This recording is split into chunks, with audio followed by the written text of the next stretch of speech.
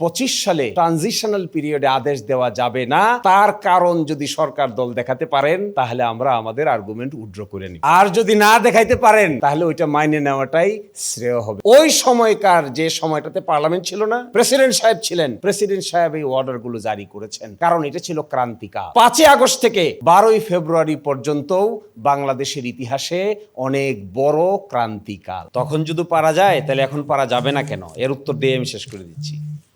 all legal proceedings বলছেন, 4th শিডিউলে লিগ্যালাইজ করছেন, all legal proceedings pending in the high court immediately before the commencement of this constitution shall be transferred to and be deemed to be pending before the high court such and such বলে কনক্লুশনটা কি দিয়ে draw করছেন?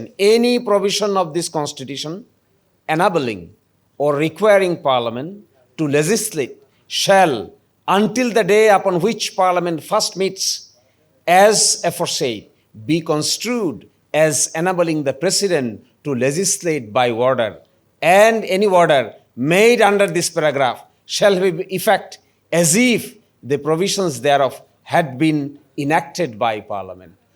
ওই যে parliament বসে নাই, কিন্তু president order দিচ্ছে, Dhaka university order, atomic energy commission order, গণপ্রতিনিধিত্ব অধ্যাদেশ অর্ডার 1972।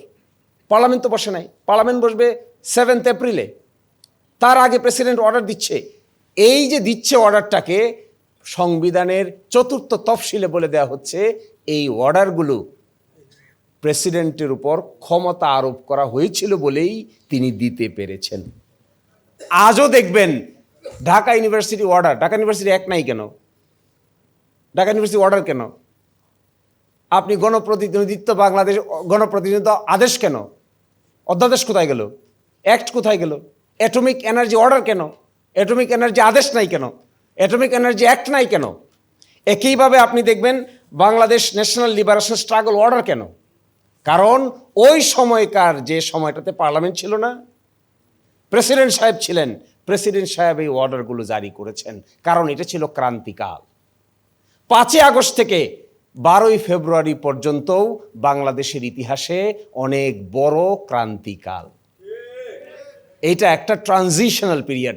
এই ট্রানজিশনাল পিরিয়ডে 72 সালে যদি আদেশ দেওয়া যায়, 73 সালে যদি আদেশ দেওয়া যায়, তাহলে কেন 2025 সালে ট্রানজিশনাল পিরিয়ডে আদেশ দেওয়া যাবে না, তার কারণ যদি সরকার দল দেখাতে পারেন তাহলে আমরা আমাদের আর্গুমেন্ট উইথড্র করে নিব। আর যদি না দেখাইতে পারেন তাহলে ওইটা মাইনে নেওয়াটাই শ্রেয় হবে। সকলেই ভালো থাকবেন। আসসালামু আলাইকুম।